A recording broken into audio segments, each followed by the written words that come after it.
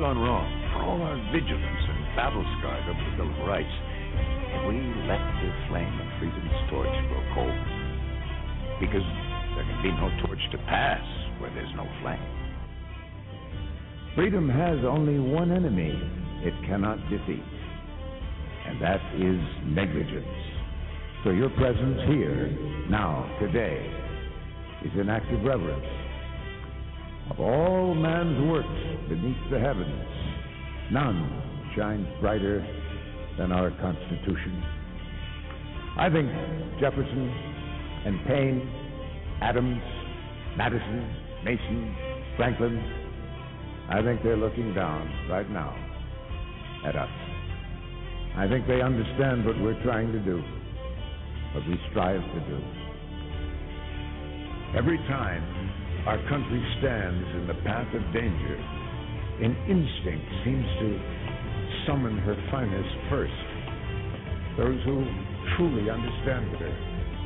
When freedom shivers in the cold shadow of true peril, it's always the patriots who first hear the call. When loss of liberty is looming, as it is now, the siren sounds first in the hearts of freedom's vanguard. Good evening, everybody. This is Joe Joseph, along with my co-hosts, John King and A.C. Griffith. Griff, John, what's going on tonight? Hi, Joe. Anything? Hey, how's it going? I'm here. Oh, that's good. John, how you doing, buddy? Okay. Good on you, John. Anyway, tonight's show, folks, we're talking to Michael Roberts. Michael Roberts is a pilot that has openly spoken out against the TSA, sparked a gigantic firestorm, and is personally one of my heroes at this point in time, because you want to talk about a very, very sensitive issue. I think state-sanctioned pedophilia and sexual assault is bad enough, but let's just take it a step farther.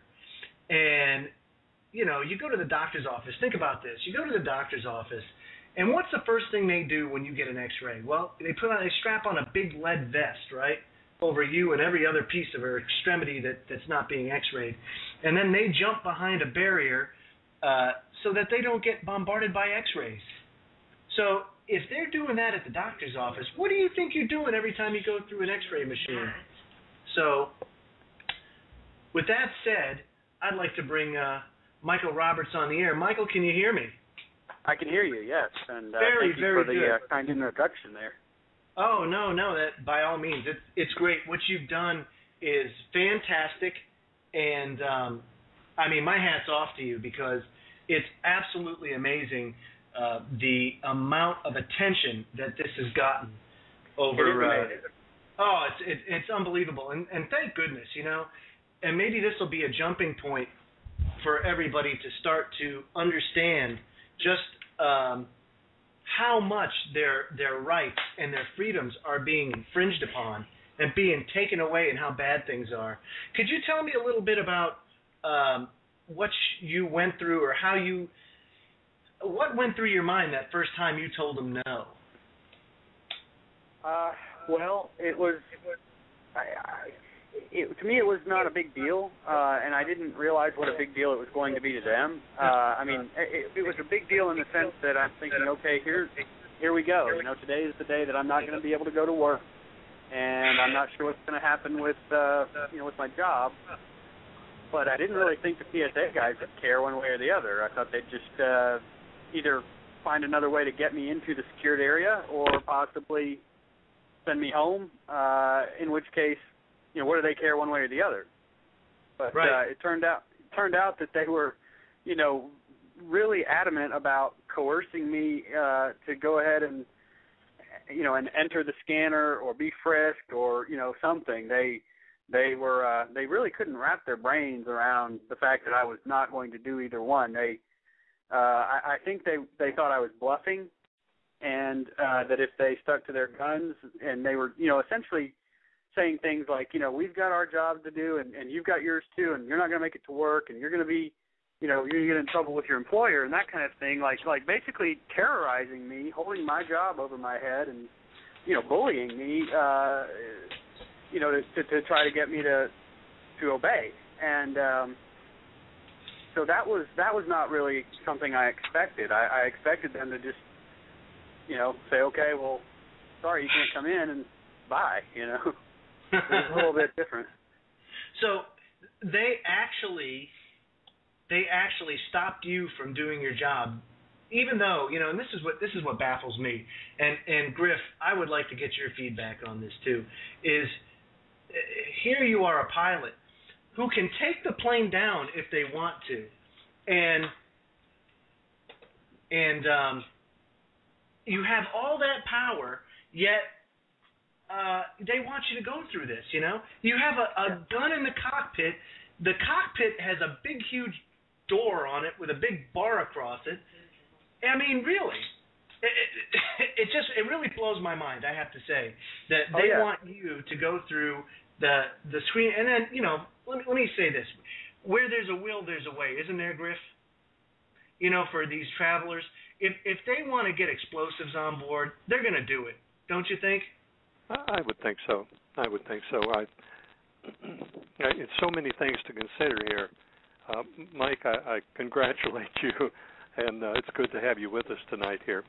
Thank you. The people doing the searches are obviously not mental giants, and they're doing a repetitive thing like an assembly line all day long, dealing with angry people, and they're managed by the government, which have their agendas, and they, in most cases, are not the swiftest mental giants in the world either.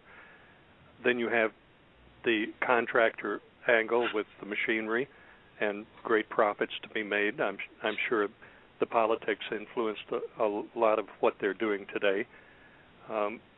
Then you have the threat of airplanes being blown up. You have to crank that into the equation.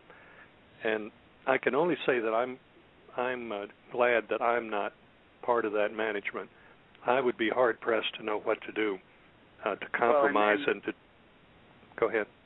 I'm sorry. I was just going to say I think they are. I think they are truly without resources mentally or professionally to deal with something like this. They don't really know what to do, and they only have one game plan, and that is, whack everybody with a stick. Just come on harder, be bullies even more. And so that's why you're hearing them still say now, we know the people don't like this, but we're not going to stop. I'm sorry, I didn't mean to interrupt you, but I just wanted to, you said that about Yes, I'm glad you came in there. It's difficult on the telephone because there are little delays there, and we have a tendency all the time to talk over one another, and I don't know of any way to get around that. One thing that really bothers me in this mix is the political correctness of profiling. That is pure BS. It is absolutely, there are no words to describe my feelings about that. You should pull everybody with a turban aside and frisk them and put them through. I'm just saying that to search children and grandmothers in wheelchairs while they're letting people go through with turbans on is just beyond logic. What do you think of that, Mike? Is. Well, I think that's right, and I will say that I concede, or more than concede, I affirm that a terrorist doesn't look like anything. A terrorist could be a dark man in a turban or a white man in a suit, and in fact we've got quite a few of those in Washington right now, and mulatto as well. And, ain't that the truth? and so so I'm not saying that there's a particular look to a terrorist, but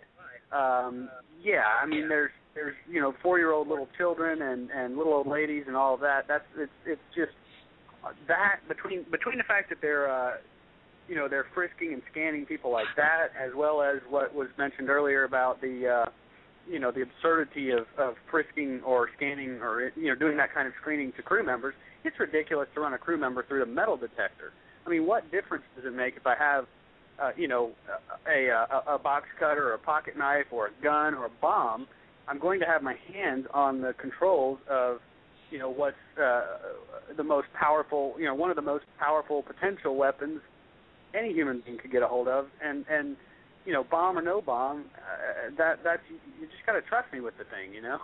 That's right. So maybe Mike, maybe that's part of the political correct fairness. If you search one person, you have to search everybody. Maybe that's their PC approach to the insanity of it. Maybe, but frankly, I don't think they care about whether they hurt anybody's feelings or not. I don't think that's their motivation. What they're doing, I think, really just illustrates the illegitimacy of the whole thing. If it's illegitimate to frisk or, you know, screen pilots, little old ladies, you know, little babies, folks, it's just as illegitimate. If you're a law-abiding citizen traveling within your own borders and you are an able-bodied, you know, 20-something, 30-something-year-old that might have the ability to do some damage, it's still illegitimate for them to stop you, strip search you, virtually or otherwise, and or, you know, put their hands on you. And I don't think it's about political correctness. I think it's about the subjugation of the American people and the transference of political power out of the hands of we the people, who are the legitimate rulers of this nation, over to, you know, a handful of political elitists in Washington. I think that's right. Really what's going on here. It really makes you, it's like you say, who's the terrorist here, you know? Is it, because I got news for you.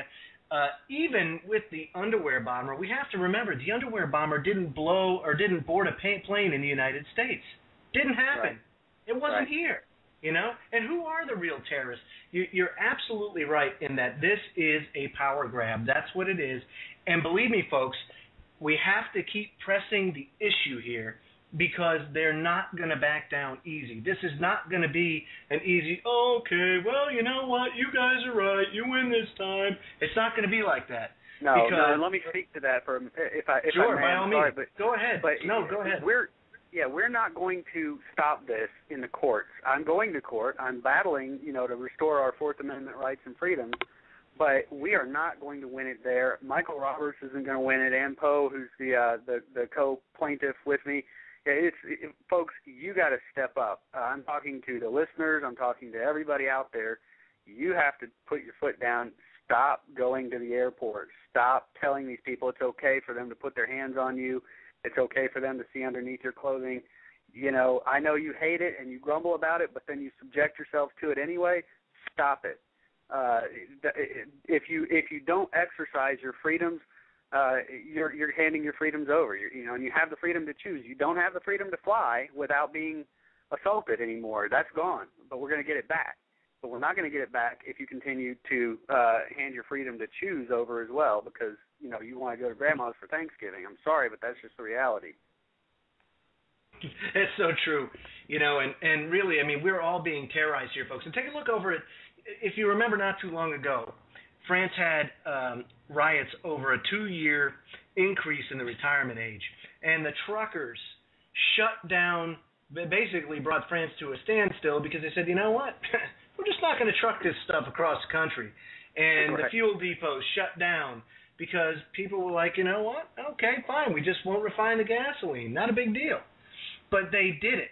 They went and they did it. And you have choices. I mean, believe me, if everybody just decided to stop flying, they would pull those out quicker than you know what. Oh, yeah. We could stop they'd have to. This week, tomorrow, Now, I heard today, Michael, that Orlando International Airport actually pulled the plug on the TSA or sent a letter to the head of the TSA saying they're opting out and going with a private contractor.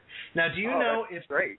Yeah, now do you know if that means that they still need to adhere to the same guidelines that the federal government sets out, or is it something that the airport can set out? Because if you ask me, now this is my take on it, the airport is privately owned.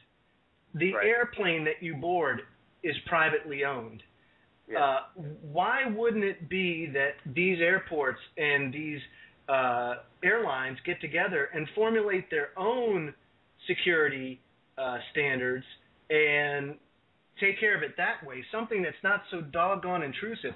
Because here's another thing too. prior to 9/11, of course, the motivation behind hijacking aircraft was, well, we want this, this, and this, and you let me off here.